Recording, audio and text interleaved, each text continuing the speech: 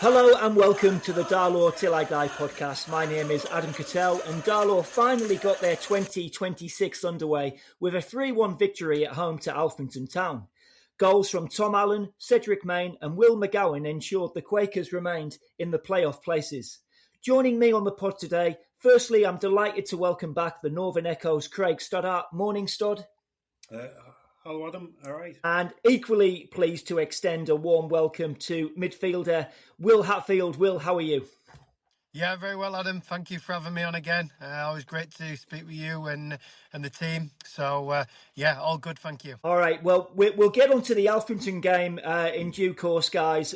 Maybe, Will, let's hear from you first. Last time I spoke to you, I think it was just 2 days after your ACL surgery. I know you're in a fair bit of pain back then. I'm guessing now we're about, 8 weeks or so after the operation. So could you give us maybe an update about how things are going?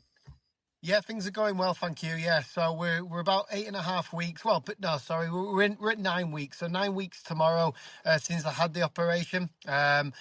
It's been a tough period, especially the first probably month or so. Just dealing with the impact of the surgery and things like that. I had a few issues with the hamstring because they took the hamstring graft to put into my knee. But things have really settled down probably the last couple of weeks, and I'm really seeing a massive improvement. I've been stepping up my rehab a lot more, so doing a lot more movement, a lot more exercises, starting to do more squats, lunges, etc.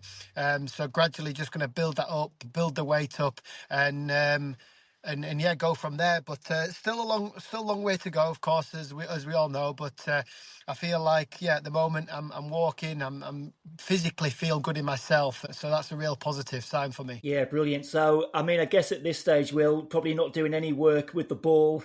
Is there a date for when you might get back on the pitch and do some light ball work, perhaps? Yeah, so no, necessarily, there's no date as such. I know after 5 months after surgery, you can start doing a little bit of a light jogging. So that's the first time I can start actually getting out onto the pitch and doing a bit of jogging, maybe a little bit of ball work as well. And then I think it's just, gradually building things up, not rushing things. So I think in another 3-4 months, I can start like jogging, then we can probably start picking up little passing drills and things like that. And then as the course goes on, then as we start getting nearer to, let's say, back, then we can really start ramping it up and getting there. But my aim is to always to try and be part of the pre-season plans. Not necessarily playing every single pre-season game, but certainly being involved in the training, the running, the physical output of what the lads will be doing.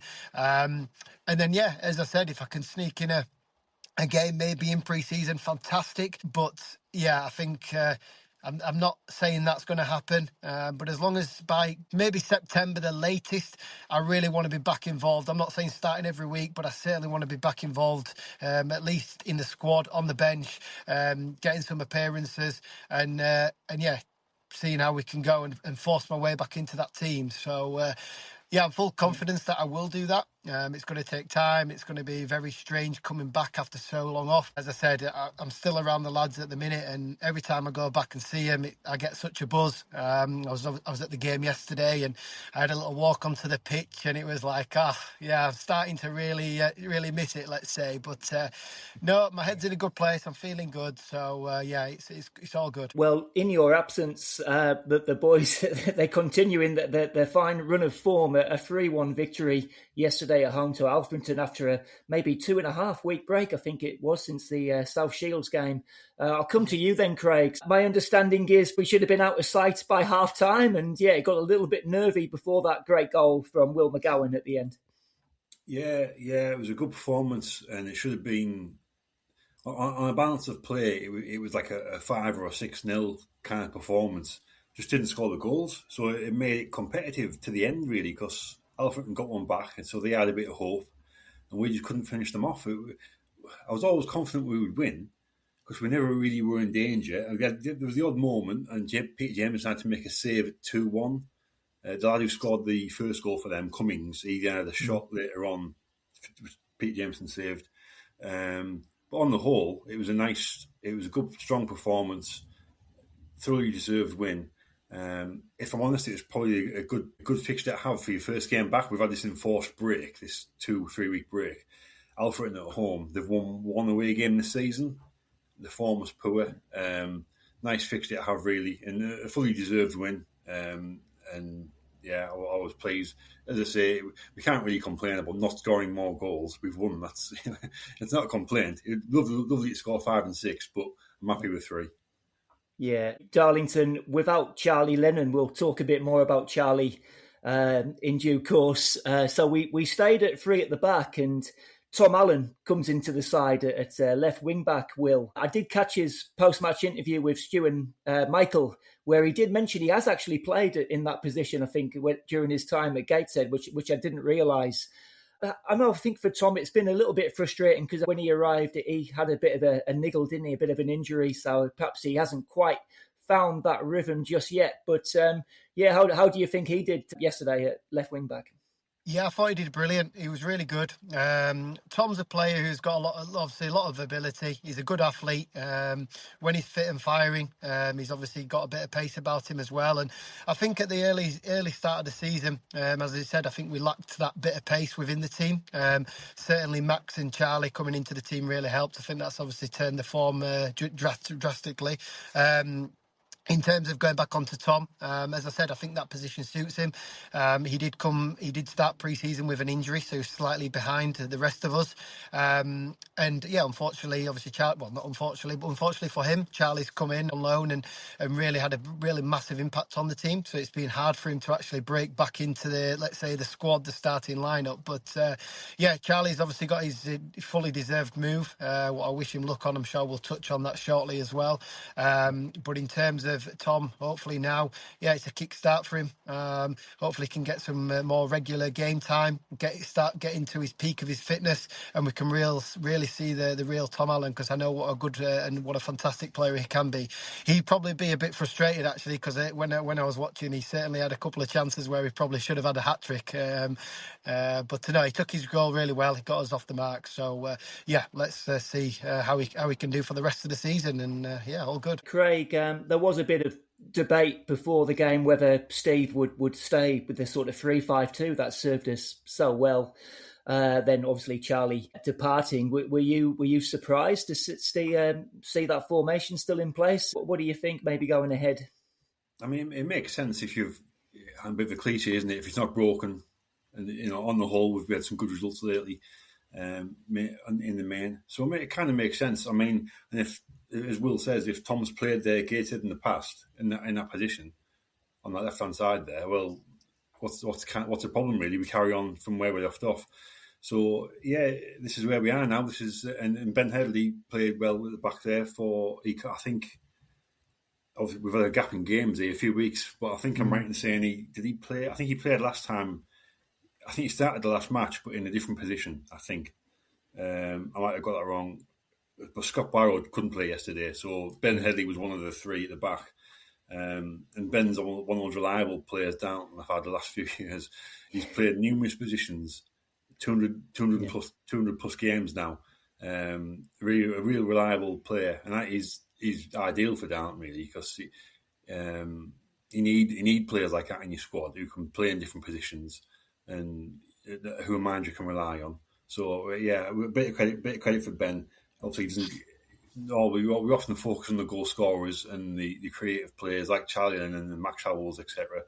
But yeah, well done to Ben yesterday. Yeah, well said about Ben, because he's one of them who probably goes under the radar a lot. Yeah. He's when obviously being part of him and playing with him and training with him every day, he's such a good lad and top professional, and he's very reliable. So yeah, brilliant. Yeah, he's a real steady Eddie, isn't he, Ben Headley? Absolutely. Yeah. So I was going to say, Will, we've got when we look at that left wing back position, obviously Scott Barrow has played there before as well, and there's Josh Scott as well, who I think still trying to find his feet after having a bit of an injury setback. So there are options there. Yeah, there certainly is, and as I said, that formation's obviously clearly worked for us. I hate going back to this, but the Telford game is where I got injured and where we actually the Yeah. worst probably result in a long time. But since then, as I said, Yeah. the change of formations worked. We've brought in, as I said, we've brought some natural pace into the team, what's really helped us. So overall, I think that the team's got a real good balance. When every time I'm watching them now, we seem to have the right balance between, experience, but then the talent, creative balance as well.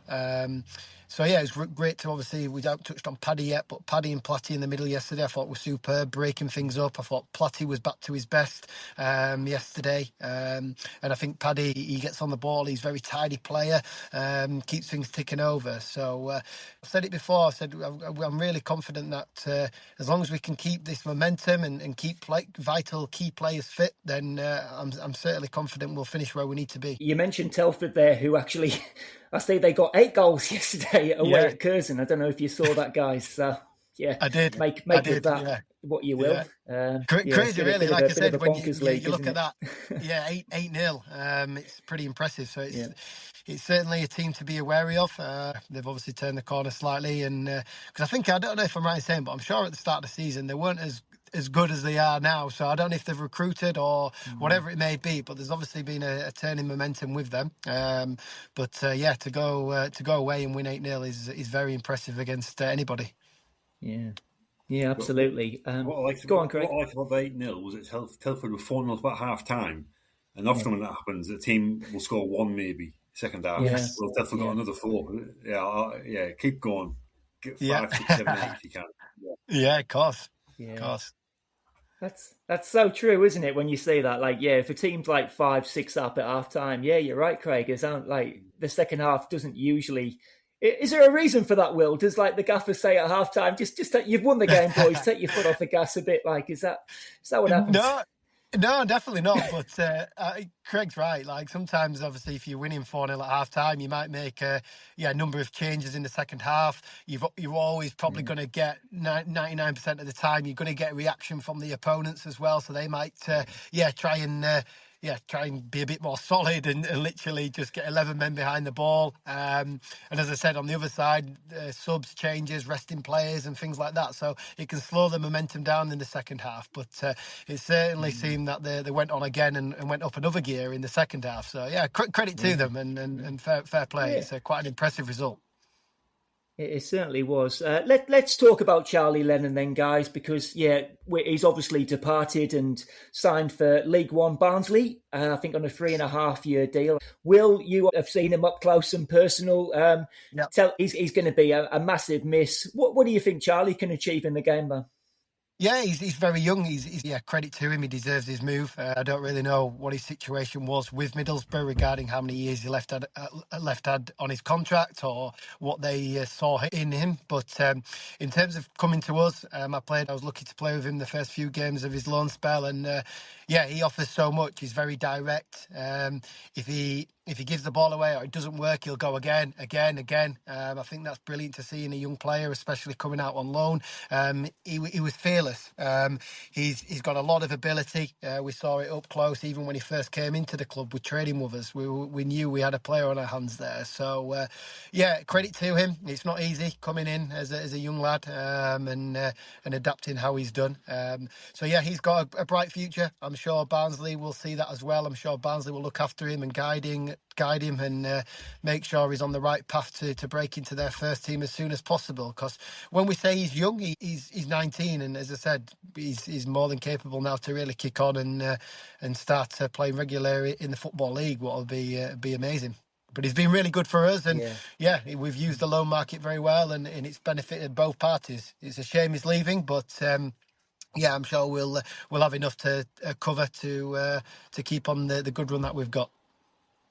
Yeah, Craig, what about you? What are your thoughts on Charlie? Were you a little surprised to see Middlesbrough let him go permanently? Because I thought they might be looking to keep hold of him. But I'd be interested to know what conversations have happened at Middlesbrough. I mean, because Middlesbrough obviously have a track record of giving young players a chance. They've got a good academy there over the years. Loads of players have made the breakthrough there. So I wonder, was Charlie itching to get away and start playing matches professionally, or have Middlesbrough basically told him, it's not going to happen for you here. You're best off getting away. Obviously, complete guesswork for me. I have no idea. So it is a shame that he's dropped out of League One, but maybe he'll bounce back up and go on to have a good career. He's been outstanding for us. I'm interested to ask Will, how do you compare Will to other young players you've seen and played with and against? Have you seen similar in the past? As you say, direct and quick. Yeah, it's very similar to other young players that I've seen who have gone on and been successful. I think the biggest thing for me was, as I've already mentioned, he was very fearless. He never really let things get to him. As a young player, even myself when I was younger, it's probably why I've never really kicked on and obviously played in the championship or whatever it may be. But as I said, he just never gave up. If things didn't go against him, he'd go again. If he was running into trouble every time, he'd keep on doing it, but then eventually it'd work for him. And and I think that's where I see a big difference in some other young players.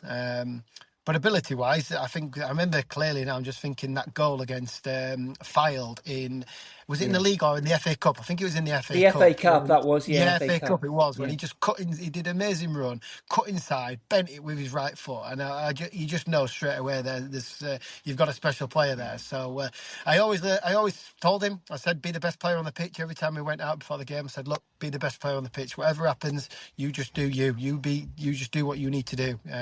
Tries to give as much confidence as I can. But as I said, he already had it. Will, do you think that, just what you were saying to Craig there, with these young players, because I've seen quite a few come through to Darlington and I think, they're probably going to go on and have a decent career and it doesn't work out. Is it sort of the attitude? Is that just as important as ability, if not more important? Yeah, they go hand in hand for sure. Ability, attitude, focus, everything like that. But then you've got to look at you need a bit of luck as well at times. You need to have that support from his club. Obviously, it's Barnsley now, not Middlesbrough. But as I said, Barnsley could now bring him in and they could just keep him in the reserves or under 21s, whatever it may be. And then he's probably never going to develop. But if they actually try and support him and give him little opportunities in the first team and guide him, then he can, like I said, he's got a chance. And with some young players, they have the ability, they do have the attitude as well, but they might just never get the chance. They never just get pushed forward into the first team, and they hang around in the under 21s. Then it doesn't work out. Then they go on loan, that doesn't work out, and then it's a bit of a spiral downwards. Then I think focus, ability is all key, but then I think it's key that these clubs look after players and make sure that they give them the chances that they need. Because if they don't, then they're never going to develop. Yeah, it'll be interesting to see what happens with Charlie at Barnsley and. I don't know, a bit of wishful thinking. I thought maybe they'd loan him back to us for the rest of the season, but I'm not even sure if that's allowed. Craig, Steve in his post-match interview, he did sort of allude to there could be perhaps some movement in the squad, maybe a couple of ins and outs. I don't know if you've heard anything. Well, I don't think he'd have said that if he wasn't expecting something to happen. That's my guess on that one there. I'm not sure what position he's thinking. I couldn't say for certain. I was going to say something. I was going to name a player there, but I won't because it'll just start to I did hear you one rumour about an exit, but I won't say anything because people read too much into it. Yeah. But yeah, I honestly don't know. I guesswork. But going back a little bit on the loans, Charlie Lennon going on and getting a move into League One. We had the year with Matty Young, the goalkeeper. Darlington seemed to be, we've developed a reputation for being a good place for players to send their young lads on loan. Darlington's a good platform for them. I think it must be established now that Steve Watson and Terry Mitchell will look after these players, give them a platform, an opportunity, and it's worthwhile sending your players to Darlington. I think that's how it can be perceived now. For Newcastle, Borough and Sunderland, they know that Darlington's a good place for their young lads to go. So that can only help going forward when Steve and Terry are trying to get these players out of clubs on loan. So we might see this might happen again. And it's frustrating when you lose them, but I'd rather have them for 6 months than not at all, or however long we've had these players. So yeah, it's not a bad place to be to get these players. Yeah, I mean, Will, it's. I think we might have touched on this when we spoke a couple of months ago. Like Steve and Terry, they've got a great track record of bringing in youngsters, loans. Like definitely more hits than misses. I guess just there maybe becomes an expectation from the fans though. Whoever comes in next, is going to be as good as Charlie, or I mean, it's difficult for them to keep pulling these rabbits out the hat, isn't it? It is, yeah, but like you said, it's a credit to the gaffer and Terry. Like I said, we're a fantastic club. Darlington is well known. We've got a good fan base. I think for me, if I was a team like you said, Newcastle, Sunderland, Middlesbrough, if I had a good young player who I wanted to go out on loan, there's no better club than Darlington. I honestly believe that. And as I said, with the gaffer and Terry to guide them and support them and give them the platform, the game time that they need, then it's fantastic. And yeah, it's a shame to lose them, but. Yeah, as Craig rightly said, I'd rather have them for 6 months than not at all. So, no, it's good, and hopefully, if we do bring another player in, then brilliant. I'm sure he'll get the same support and guidance, and yeah, long may the bringing in loan players is going to carry on being a success story. Yeah, I mean, Craig, I think since the last pod, DJ David Johnston did make some comments. I think it was after was it the Kings Lynn game? I can't quite remember, where he did mention about the ground, and I'm not going to go over that because I think he was just confirming what everyone pretty much knows already. But he did mention regarding players that there had been some interest in one or two. I mean, I'm going to assume that might have been Jack Maskell, who's obviously out injured at the moment. I believe he's due to come back into the side in the next week or two. What do you think, Craig, for someone like Jack, who's had a pretty decent season, he's been interrupted by injury? Do you think he could be ready for a move up a level or two? Well, he's last season. What did he get? 9, I think. Was it 10? Was it? I think. No, yeah. 10. Without being critical, in an average team, and he was 19, 20 at the time. Yeah. So that alone, those stats tell you, if you're a scout, you're going to have a look at that. You're going to have a look at that young lad and see, see if he's got something. And again, this season, I think he's 8 at the moment. And in fact, we've got, our 3 strikers are on 8 goals each. Main, Rutledge and Maskell are all on 8. Obviously, Maskell's a young lad. If you're a League One, if you're Barnsley, for argument's sake, Jack Maskell is worth looking at. He will be a low risk option. He wouldn't cost a fortune in transfer fee or salary, and with full time training, which Darlington can't give him, with full time training that would only benefit him, and he could go on and have a career. And the obvious example as to what can happen is Harvey Saunders. I know this is going back a few years, but Harvey was a young lad with a bit of potential. He was given an opportunity, and he's now getting close to 30, and he's still in professional football, made a few quid. And he wasn't even in an academy as a young lad. He just came from nowhere. So it can happen. And if Jack gets the opportunity, all the best to him. It works for everyone. It works for Jack. Darlington get a few quid. He could he could be the next one leaving the club. Who knows? Yeah, I'll ask you, Will, about Jack. How high could his ceiling be? I think with Jack, he's very different to the normal, let's say, striker. He's a bit of an old school striker. The way he looks, the way he plays, the way he runs, the way he wins his headers. He's very much old school. But that old school, as we keep talking about it, I know everyone's talking about the long throws and a bit more direct. And honestly, there's probably no one better in terms of in the air and his ability to win headers and close defenders down. He's fantastic.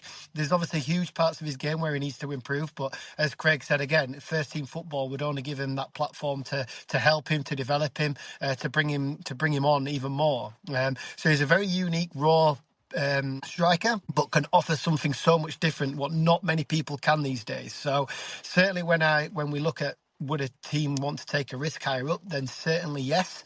I wouldn't see that being a showstopper at all. As I said, his kind of profile's coming more into the game. And yeah, we'd be fantastic to keep him again for, I don't know if he's got another year on his contract and not what his situation is, but if we can tie him down and he starts well again next season, then yeah, I'm sure there'll be lots of sniffs. Even in the summer there might be, but yeah, no, all good. Craig, maybe just talk about Will McGowan. That was a fine goal to seal the 3 points there. I was kind of expecting, like in the last couple of weeks, to pick up my phone to say that he's been recalled by Gateshead, but that fortunately hasn't happened. I don't know if it's still a possibility, but yeah, just maybe a few words on Will, Craig. I think if Alan Armstrong was still manager, I think he'd have been recalled on January the 1st. Right. I only say that because I spoke to Alan. We had a pre-season friendly in the summer with Gateshead, and I think Alan had got the job after McGowan's loan had been agreed, but it wasn't announced till after Alan had got the job. So it looked like Alan had arranged it or was involved, and he was adamant that it was nothing to do with him. If it was up to him, he'd still be at Gateshead. That's what he told me at the time. So that suggested to me that he'd recall Will McGowan at the first opportunity, which would have been January the 1st. And I think that my guess is that would have happened, particularly with Gateshead's form and results being what it was or has been. But obviously Alan's not manager anymore. So we've still got Will, and with Gateshead making so many changes recently. They made the new managers made a lot of ins and outs. I imagine by now we'd have recalled Will McGowan if he was going to. I think he's on 9 goals, Will McGowan. It's 1 in 3 for a midfielder. Yeah. That makes him player of the season so far, as it stands, for me. Outstanding yesterday. He was brilliant. I don't always agree with the man of the match choice by the sponsor, but yesterday there was no question it was Will. Involved in the goals, scored the third. Classy finish as well. Great finish. Composure, taking it past the defender, chipped over the keeper. Nice, good footballer. Yeah, I'll ask the other Will in the Darlo squad, Mr. Hatfield. What are your thoughts on Will McGowan? Obviously, you'd be delighted that he's still part of the squad. Yeah, definitely a very talented player. Obviously, the way he moves the ball, he's a very clever player as well. He reads the game well, and he's always in the right position. He reminds me a bit of like David Silva back in the day for Man City, a Phil Foden, that kind of player. And it's really good to play with him because if he has the ball, he looks after it. He looks after it in tight areas. He creates things. He can pick a pass. So really clever player. And as I said, his situation at Gateshead, I'm not sure the ins and outs, but as again what Craig said, I think if he was going to go back, I think he would have gone back already. I know they've signed similar kind of players in his position at Gateshead, brought them in. So I think when I speak to Will, he loves it here. He loves playing. I don't think he wants to go back to Gateshead and not be playing week in and week out. He's probably one of our key players, player of the season so far. So I'm sure he'll be here till the end of the season, and then we'll have to see if we can tie him down permanently. But time will tell. But fantastic player, and it's great to have him still on board with us. But listen, Craig and Adam, I apologise for that. That's all right. I've got some family duties to take part, but I'm more than happy to jump back on in a couple of weeks or whenever it may be. All things Darlington, I'm more than happy to speak about. So thank you for having me on. I'll leave you guys to carry on, and that's it. Craig, I'll see you around, Craig and Adam. We'll catch up in a few weeks, mate. Absolutely. Yeah, thanks, Will. Guys. Thanks for your time. See you guys. Okay, bye-bye. so bye-bye. Now, Craig. Yeah. Okay, so Will has departed.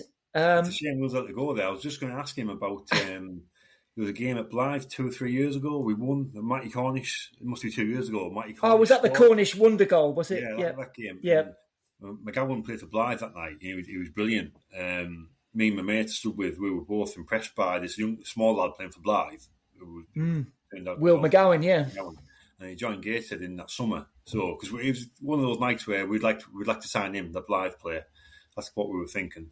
And then here we are now. We've ended up getting him eventually. But good footballer. I hope he stays beyond this season. Well, look, Craig, we're going to finish with a bit of a quiz. Now, Will's obviously had to go. He's got a family engagement, and we're very appreciative that he was able to give us a bit of time this morning. The quiz, Craig, so it's all down to you. We're going back to the 3rd of August 2019, which was Will's debut for Darlington. I don't know if you can remember who it was against. Opening day of the... Opening day of the season, 19. Yep. Is that... I can narrow it down. Was it Curzon at home? Wasn't Curzon. Try again. 19. That's... Oh, sorry, Farsley away. Farsley, you are right. Yeah, Farsley Celtic. Yeah, so Yes, we lost 3-1, 3-0 down at half-time. That was Will's day. I think there were 7 Darlo players making their debut that day. Yeah. So we were going to have a go. How many of that side do you think you can name? I can tell you, obviously, Will is one of those players. He's the only Darlo player who's still with us. Everyone else obviously has since departed. But yeah. All right, okay. Well, Adam Armstrong, is that his name? Yeah, the striker who scored. Is that his name? You've got the wrong surname there. Adam Campbell, sorry. Campbell, yes, Adam Campbell. Adam Armstrong plays for Southampton, doesn't he? Yes, he does, yeah. Former Newcastle striker as well. Adam Campbell. I feel Jordan Watson, did he play the left back? Watson was on the bench, yep. Jordan, okay. See, I have a feeling... No, he wasn't. I was going to say Josh Heaton there, but no, that's wrong. No, Heaton wasn't in there, no. No, right. The starting 11, Ben Headley signed about a month later. Yeah, no, that's right. Ben wasn't part of that team. Yeah, he played for about August, September of that season. He played for Bradford Park Avenue at Blackwell Meadows. And then we signed him after that. Well, I'm struggling here, off the top of my head. You know what? I can't even think of who the goalkeeper was back then. Yeah, I wouldn't have got the goalkeeper when I saw the name. Yeah, not one I would have. Not Chris Elliott, is it? It was Chris Elliott, yeah. I wouldn't have picked him, yeah. Well, I wouldn't pick him either. His last game was the 4-2 at home, the final game before COVID. I think he was at fault for 2 of the goals, I think. Yeah. You're going to have to give me some clues here. Yeah, I can tell you. The right back for Darlington that day, if I tell you what he does now, I think you'd definitely get it. Trotman, of course. Yes, Trotman, of course. Yeah, went on to Love Island. Louis Lang, was he involved? Yeah, Louis Lang's in there, Craig. Yeah, centre back. Yeah. Okay. It was before Omar Holness, wasn't it? It was before he... Or was it? No, was he playing? Did he start? Did he play? Yeah, Omar Holness was in there. Yeah, midfield. I haven't thought about this period of time. This period... it's getting on 7 years now, isn't it? 6.5 years. Yeah. Do you think Will would have got these questions right? Do you think Will would know? Well, it's a shame he had to shoot off because it would have been interesting to see how he's done with this. I'll give you. I think you've got Justin Donaway. Yeah, Donaway did come on. Yeah, he came on as a sub. Yeah. Let's just see who you're missing from the 11 here. There's 1, 2, 4, 5 players from the starting 11 that you've missed, and yeah, I wouldn't have got a couple of them. I think Valentine that summer. Can't think. Joe Wheatley. No, Joe wasn't in that side. I'm not sure if he hadn't joined or if he was injured, but yeah, no. I think he'd been at the club a year or two at that point, but he mustn't have been. He must have been injured maybe. No, I'm stumped. Yep. Adam. Here you go. I'll give you the full team then. So Chris Elliott in goal, that you said. Luke Trotman, Michael Liddell, who I think might have been an old teammate of Will's at Accrington, was left back. Louis Lang, you got Terry Galbraith, was still with the club then. Yeah. Obviously Will, Omar Holness, and then we had Stephen Thompson, Jarrett Rivers, Jamie Holmes was the one. I never would have got that, Jamie Holmes. Yeah. I think he actually, the Darlo fans might have helped fund his operation, I think, if memory serves me right. Yeah. I think he might have done his ACL. But so you got Justin Donaway, Jordan Watson. There was 3 other subs: Asaji Bascom, Tyrone O'Neill, and Lucas Bell. Who, you know what? No recollection of him. I think he might have just made a couple of sub appearances. I vaguely remember him. He went to the Northern League, I think, after Darlington. Yeah. Tyrone on the bench then, was he? First game of the season. Blimey. Okay. Yeah, there you go. Yeah. So. Well, look, I'll have to ask Will later how he would have done with that. Yeah, be interested to see how he's got on. But Craig, thank you for your time. I guess we're on to Chorley next weekend. It's always been a difficult place for Darlington to go. I mean, just looking, Craig, at the league table, we're on 39 points. I know Macclesfield have 2 games in hand, who were 3 points behind, and I've got to congratulate Macclesfield on their FA Cup exploits in the last week or so, and then all the way down to Marine in 15th. There's just 5 points separating us between 7th and 15th. So, if we could go to Chorley and pick up a win, that would have us on 42. That would have us 8 points ahead of Chorley, which would kind of feel quite significant at this stage, wouldn't it? Yeah, it is tight, isn't it, the table? It is tight, but we're in there. We've got nothing to worry about in terms of opposition teams. There isn't anyone to be scared about. We did the week at Scarborough, who were just above us in the table. We won. Our first half was really strong against Scarborough. Charlie's form is a bit patchy. But as you say, we don't usually do well at Charlie, so I'll take a point now. I noticed that yesterday they drew 3-3 with Chester, and there was a last-minute equalising own goal in injury time. The injury 94th minute, I think it was, own goal. But I imagine the own goal wasn't as good as Moke's own goal against Charlie or for Charlie 3 years ago. That was a belter, wasn't it? It was like 30, 40 yards out or something, wasn't it? Outstanding. The best thing about it was Darlington's throwing.